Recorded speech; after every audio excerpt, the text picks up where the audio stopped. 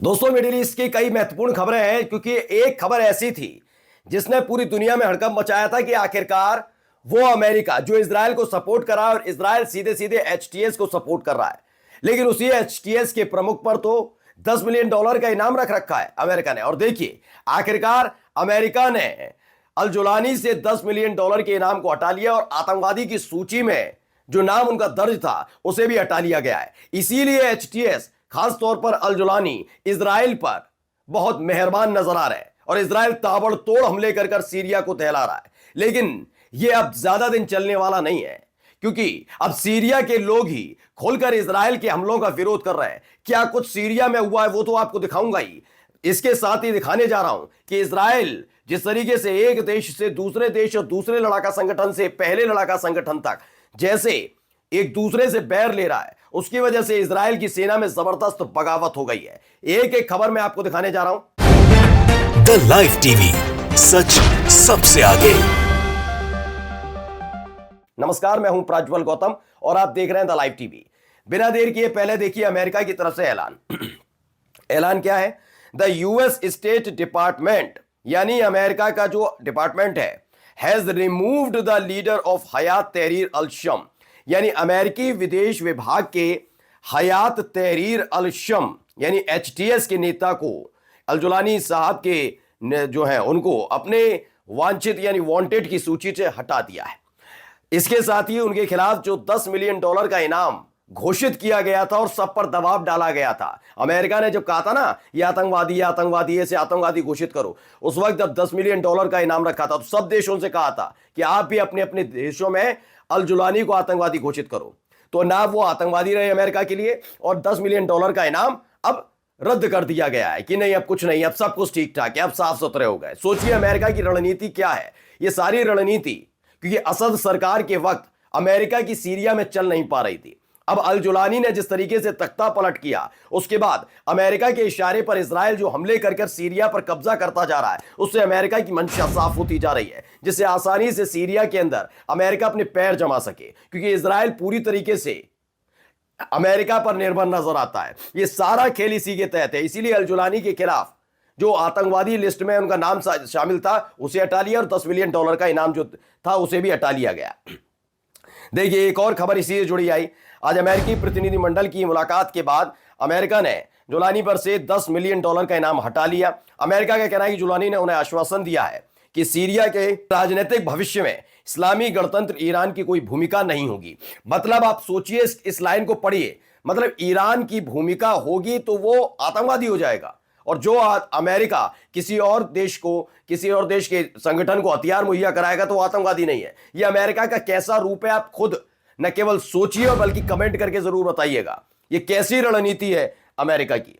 इसके बाद अमेरिका ने जुलानी को सूचित किया कि वो अब $10 मिलियन के इनाम नहीं है उन पर, यानी कुल मिलाकर आप अमेरिका के साथ हैं तो आप साफ सुथरे हैं, चाहे कुछ भी करें, और अगर आप अमेरिका के खिलाफ हैं और उनके दूसरे गुट के साथ है तो आपको आतंकवादी घोषित न केवल करा जाएगा बल्कि पूरे देशों पर दबाव डाला जाएगा कि हर एक देश जो अमेरिका के साथ जुड़े हुए हैं वो आपको आतंकवादी घोषित करे।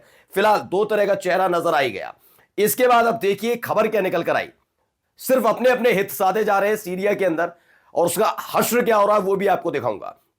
यह खबर पढ़िए, इसमें हिब्रू अखबार है इजराइल के टुडे ने लिखा, विद्रोहियों के जो नेता है अहमद अल शरा, अब मोहम्मद जुलानी ने स्पष्ट किया कि उनके संगठन हयात तहरीर अल शम का किसी भी तरह का इजराइल से संघर्ष का कोई इरादा नहीं है।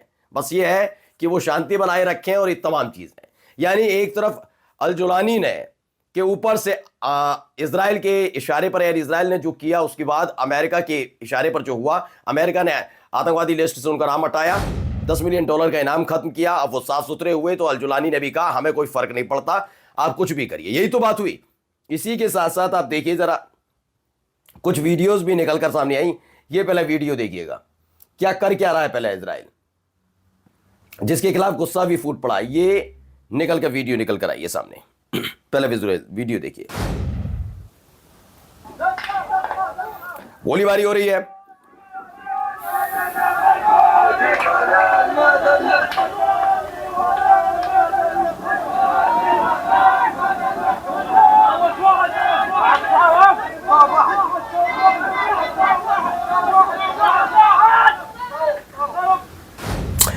तो दरअसल ये फुटेज जो बताई गई है इसे लेकर दावा किया गया है। ये वीडियो निकल कर आई है, मारा एलिमेंट्री स्कूल है, मारबा, साउथ सीरिया यानी दक्षिणी सीरिया में, और फिलहाल ये इजराइल की कंट्रोल में है। दरअसल हुआ ये, इजराइल फोर्सेज ने खुले तौर पर जो सीरिया के निवासी हैं उन पर गोलीबारी शुरू कर दी है। वहां के जो लोग थे वो लगातार विरोध कर रहे थे। The new Syrian government remains absent in protecting it's civilians. ये कहा गया कि जो वहां के नागरिक हैं उनकी जिम्मेदारी वहां की नई सरकार की बनती है, एचटीएस की बनती है। लेकिन जब इजराइल की सेना लगातार इन पर, सीरिया के लोगों पर गोलीबारी कर रही है तो वो गायब नजर आई, इसीलिए उनको खुद मोर्चा खोलना पड़ा सीरिया के लोगों को। आवाज आप गोलीबारी की सुन ही रहे होंगे। यही नहीं, एक और वीडियो मैं आपको दिखाने जा रहा हूं, पहले वो वीडियो देखिएगा वहां क्या कुछ हो रहा है। तो ये वीडियो आप देखिए और इस वीडियो को लेकर जो दावा किया गया वो भी आपको बताता हूं।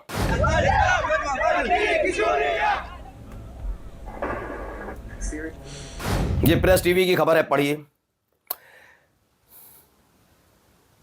तो इसको लेकर दावा है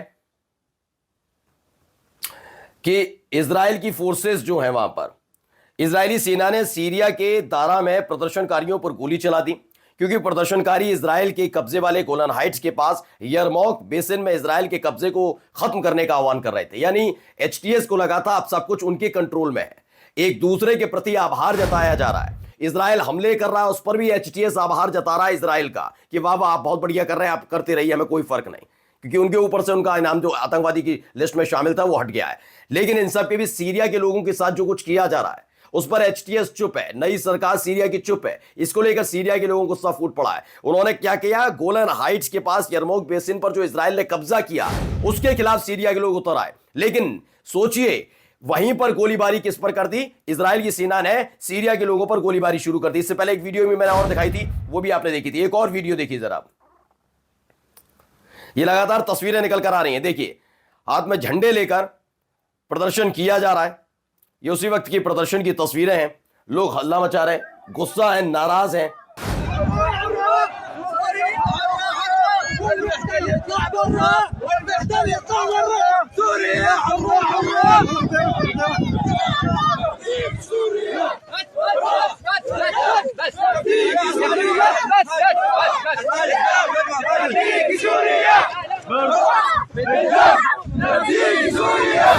अच्छा, इसको लेकर जो दावा है, इस वीडियो को लेकर, वीडियो आपने देखा, इसमें दावा है कि दारा के पश्चिम में यरमौक बेसिन कस्बों में सीरियाई लोगों ने इजराइल की सेना की मौजूदगी के खिलाफ रैली की है।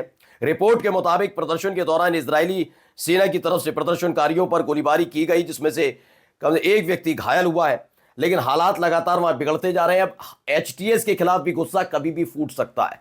कि मैं पहले दिन से कह रहा हूं, जब से एचटीएस ने तख्ता पलट किया, कि हो सकता है कि वहां के लोगों की मजबूरी हो, जिस तरह के हालात वहां से सरकार ने पैदा किए हों, उसके बाद ये तख्ता पलट हुआ हो। लेकिन जब दूसरा देश आपके देश में घुसकर आपके अपने सुरक्षा प्रतिष्ठानों पर हमले करता, आपके बम गोला बारूद बर्बाद कर देता, आपकी इंफ्रास्ट्रक्चर को बर्बाद कर देता है, तो मौजूदा सरकार की जिम्मेदारी होती है कि ऐसे लोगों के खिलाफ बोले। वो कर क्या रहे थे, हिजबुल्लाह के खिलाफ बुलवाइए, हमास के खिलाफ बुलवाइए, इनके खिलाफ बोला जा रहा था। ये नहीं कह रहे थे कि हाँ इजराइल गलत कर रहा है। और अब देखिए, अब भी चुप्पी साध कर बैठे हैं, तो सीरिया के लोगों ने खुद ही मोर्चा संभाल लिया। वो बात अलग है कि अब वो निहत्ते हैं और इजराइल की सेना के पास हथियार है, तो भैया जीतेगा कौन है हर कोई जानता है। लेकिन सीरिया के लोग नाराज चल रहे हैं खुद एचटीएस से। अब एक और खबर निकलकर सामने आई, वो दिखाऊंगा, लेकिन सीरिया से जुड़ी ये खबर देखिए।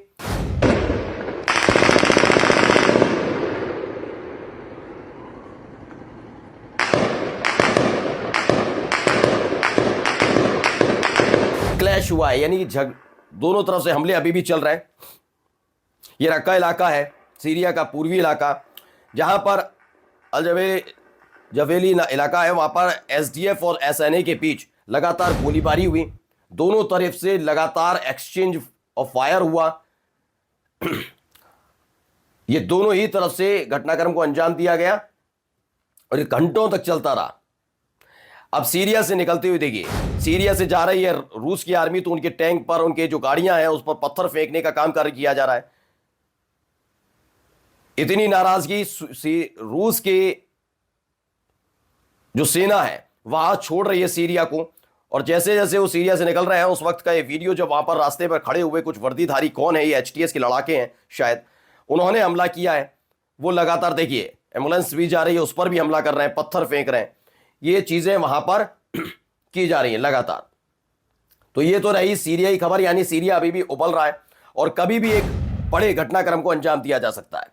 और अब देखिए एक वीडियो देखिए पहले ये।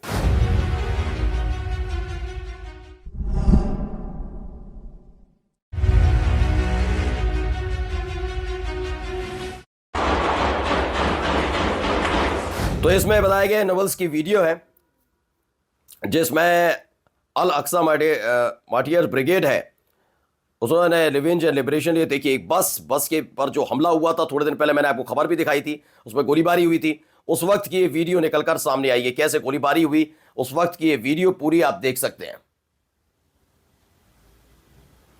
और एक और अलकसम ब्रिगेड की तरफ से वीडियो जारी की गई, जो वीडियो में है पहले आप देखिए, उसके बाद बताता हूं हुआ क्या। इसमें आपको एक अल जवाहिरी सुसाइड ड्रोन नजर आएगा, उसकी तरफ से हमला हुआ है, वॉर कैबिनेट की खबर है। देखिए ये पूरा ये ड्रोन जो अचानक जाता है और सब कुछ बर्बाद कर देता है, ये अल कसम ब्रिगेड यानी कि कुल मिलाकर हमास की तरफ से ये तस्वीरें वीडियोस जारी की जा रही है कि कैसे अभी भी मोर्चा संभाल कर बैठे हुए हैं। अब क्या खबर है, खबर इजराइल से है। एक तरफ ये हमले कर रहे हैं इजराइल की सेना पर, वही खबर है कि गजा में चल रहे संघर्ष के बीच इजराइल की सेना में सैनिकों की कमी आ रही है, कि सैनिक बचे ही नहीं है। गजा पट्टी में इजराइल की सैनिक कार्रवाई के 14 महीने से ज्यादा का समय बीत चुका है। इजराइल की सेना के सामने अपने सैनिकों की कमी का सामना करना पड़ रहा है, जिसमें 2024 के तक के जो अभी चल रहा महीना, उसमें 500 से ज्यादा जो अधिकारी हैं वो इस्तीफा मुंह पर मार चुके हैं। और ये हालात और बिगड़ते जा रहे हैं, लगातार अपने अपने पदों से लोग छोड़ रहे हैं, इस्तीफा दे रहे हैं। 2024 में केवल 5 लेफ्टिनेंट कर्नल ने गैर लड़ाकू पद छोड़ दिए। उन्होंने कहा हम इसमें काम नहीं कर पाएंगे, आप हमें दफ्तर में बिठा लीजिए, अब हम लड़ नहीं पाएंगे। यानी युद्ध लड़ते लड़ते इनके अपने खुद के लोग परेशान हो गए। अब नेतन्याहू का बयान आया, इसमें नेतन्याहू ने कई बयान दिए। उन्होंने वॉल स्ट्रीट जर्नल से बात की, उन्होंने कहा हमने हिजबुल्लाह को हरा दिया, ईरान की रक्षा करनी, ईरान ने भी हिजबुल्लाह की रक्षा नहीं की, उनमें से किसी ने भी सीरिया में बशर अल असद की रक्षा नहीं की, हमने ईरानी धुरी को भी हरा दिया है, दो हिस्सों में बांट दिया है, यह दावा किया गया। ईरान ने सीरिया में लगभग $30 बिलियन हिजबुल्लाह पर खर्च किए, $20 बिलियन खर्च किए। इनका कहना है $30 बिलियन सीरिया में खर्च किए थे, हिजबुल्लाह पर लगभग $20 बिलियन खर्च किए। हमास पर कितना पैसा खर्च किए, सारा सब कुछ बर्बाद हो गया ईरान का, यह दावा नेतन्याहू की तरफ से किया गया। उन्होंने कहा कि हमास को सत्ता से हटाने से पहले संघर्ष खत्म करने के लिए सहमत नहीं होगा, मतलब संघर्ष खत्म नहीं होगा तो पहले हमास हटेगा। हमने पिछले महीने जो किया उसमें मिडिल ईस्ट में वो बदल गया है। अब हम एक पूरे चौराहे पर, क्रॉस रोड्स पर खड़े हुए हैं, हर तरफ हमारी मतलब इस तरीके से खड़े हुए हैं, बिल्कुल सेंटर में खड़े हुए हैं, ये कहना है नेतन्याहू का। हमने गजा में इनके मुताबिक जो लड़ाके थे उनको हरा दिया और ये नई खेप जो उसमें जुड़ती थी उसे भी हरा दिया। वॉल स्ट्रीट जर्नल से कहा कि ईरानी तब हैरान रह गए जब हमने उनकी डिफेंस सिस्टम और उनके बैलिस्टिक मिसाइल के प्रोग्राम को पूरी तरह से नष्ट कर दिया। काफी कुछ बातें इसमें इनकी तरफ से की गई, लेकिन अचानक से आते हैं सामने हूती लड़ाके, या फिर यूं कहा जाए यमन की तरफ से एक वीडियो क्या पहले देखिए, प्रेस टीवी की वीडियो है। तो इसमें बताया गया है, ये कह रहे हैं ना, इसमें बताया है गजा नरसंहार खत्म होने तक अभियान जारी रहेगा। इन्होंने साफ साफ कह दिया जब तक गजा के अंदर शांति नहीं होगी हम इजराइल को टहलाते रहेंगे। फिर से इस एक वीडियो ने इजराइल की नींद उड़ा दी है। नमस्कार। द लाइव टीवी, सच सबसे आगे।